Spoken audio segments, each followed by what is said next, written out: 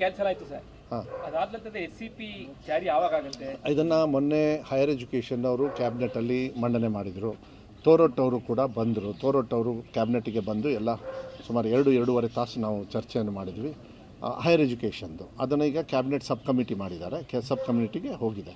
ಈಗ ನೆಕ್ಸ್ಟ್ ನಂದು ಅವ್ರದ್ದು ಜಾಸ್ತಿ ಇದೆ, ನಂದು ಇಲಾಖೆದು ಭಾಳ ಕಮ್ಮಿ.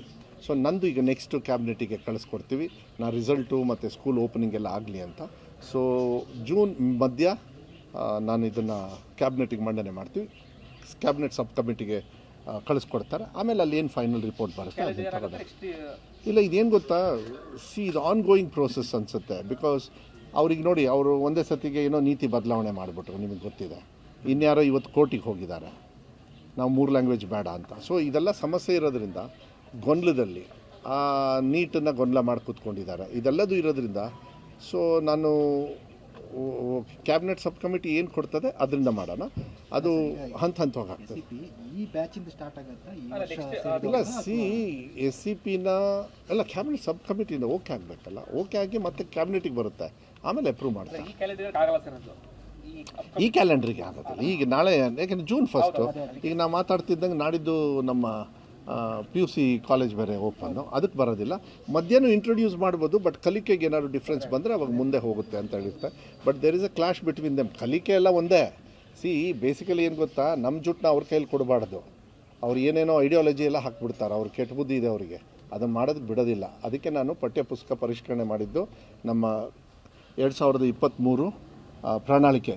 ಅದರದ್ದು ವೈಸ್ ಚೇರ್ಮನ್ ನಾನೇ, ಅಧ್ಯಕ್ಷರು ಯಾರು ಪರಮೇಶ್ವರು. ಈ ಗ್ಯಾರಂಟಿಗಳು ನೀವೇನು ನೋಡ್ತಾ ಇದ್ದೀರಲ್ಲ, ಅದೆಲ್ಲದೂ ಕೂಡ ನಾವೇ ಬರೆದಿರೋದು. ಇನ್ಕ್ಲೂಡಿಂಗ್ ನಾವು ಸಾಕಷ್ಟು ಬದಲಾವಣೆಯನ್ನು ತರ್ತಕ್ಕಂಥದ್ದು ಎಲ್ಲದೂ ಕೂಡ ಅಲ್ಲಾಗಿದೆ. ನಾನು ಅದಕ್ಕೆ ವೈಸ್ ಪ್ರೆಸಿಡೆಂಟ್ ಇರೋದನ್ನು ಅದರೊಳಗೆ ಏನೇನಿದೆ ಅದನ್ನೆಲ್ಲದೂ ಕೂಡ ನಾವು ಮಾಡ್ತಕ್ಕಂಥ ಕೆಲಸವನ್ನು ನಾವು ಮಾಡ್ತೀವಿ. ವ್ಯವಸ್ಥೆ ಸುಧಾರಣೆ ಬಗ್ಗೆ ಮಾತಾಡ್ತಿದ್ದೀವಿ. ಹೇಳಿ. ಸರ್ಕಾರಿ ನೌಕರರು ಎಲ್ಲರೂ ಕೂಡ ಅವರ ಮಕ್ಕಳನ್ನ ಕಡ್ಡಾಯ ಇಲ್ಲ, ನಮ್ಮ ದೇಶದೊಳಗೆ ಅದೇ ನಾನು ಹೇಳ್ತೇನೆ. ನಾವು ಮಾಡೋಕ್ಕಾಗಲ್ಲ, ಇಲ್ಲ ಕಾನೂನು ತರೋಕ್ಕಾಗಲ್ಲ. ಅದೇ ಪ್ರಾಬ್ಲಮ್ಮು. ಸುಪ್ರೀಂ ಕೋರ್ಟಲ್ಲಿ ಒಂದು ಪರ್ಟಿಕ್ಯುಲರ್ ಕೇಸ್ ಹೇಳ್ತೀವಿ.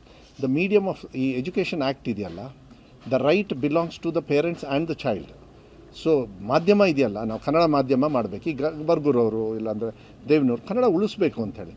ನಾನು ಕನ್ನಡ ಮೀಡಿಯಮ್ ಮಾಡಿದ್ರೆ ನಿಮ್ಮ ಮಕ್ಕಳನ್ನ ನೀವು ಕಳಿಸ್ಲಿಲ್ಲ ಅಂದರೆ ನೀವು ಕಳಿಸಿ ಅಂತ ನಾನು ಕಡ್ಡಾಯ ಮಾಡೋಕ್ಕಾಗಲ್ಲ. ಸುಪ್ರೀಂ ಕೋರ್ಟಲ್ಲಿ ಒಂದು ಕೇಸ್ ಇದೆ, that medium is not under your control, you can't tell. So ಅವಾಗ ನಾನು ದ್ವಿಭಾಷಾ ಮಾಡಲೇಬೇಕಾ? ಮಾಡಿದ್ದೀನಿ ಅಷ್ಟೇ.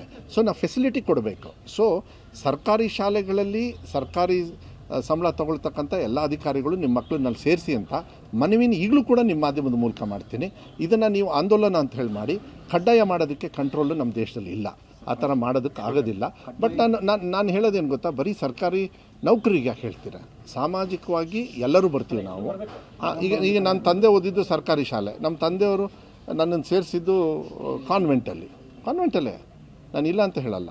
ಬಟ್ ಸರ್ಕಾರಿ ಶಾಲೆನೂ ಮೇಲ್ದರ್ಜೆಗೆ ತೊಗೊಂಡು ಬಂದಾಗ ಈ ಕಡೆ ಮುಖ ಹಾಕ್ತಾರೆ. ನಾವು ಕೂಡ ಮಾಡಬೇಕಲ್ವ ರಿಸಲ್ಟ್ನಲ್ಲಿ ನಾವು ಭಾಳ. ಆಮೇಲೆ ಇನ್ನೊಂದು, ಪ್ರೈವೇಟ್ ಶಾಲೆಯಲ್ಲಿ ನಿಮಗೆ 80% 90% ಕಟ್ ಆಫು.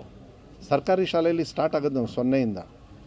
ಯಾರೇ ಮಕ್ಕಳನ್ನ ಕಳಿಸಿ, ಯಾವುದೇ ಸಂದರ್ಭದಲ್ಲಿ ಕಳಿಸಿ, ಮಧ್ಯ ಕಳಿಸಿ, ನಾವು ಅವ್ರಿಗೆ ಪಾಠ ಹೇಳ್ಕೊಡ್ತೀವಿ. ಯಾಕೆಂದರೆ ಬೆಸ್ಟ್ ಟೀಚರ್ ಇರೋದು ಸರ್ಕಾರಿ ಶಾಲೆಯಲ್ಲೇ. ಆದರೆ ಅದು ತಿಳುವಳಿಕೆ ನಿಮ್ಮ ಮಾಧ್ಯಮದ ಮೂಲಕ ಎಲ್ಲರಿಗೂ ಹೇಳ್ಬೋದು ಅಷ್ಟೇ.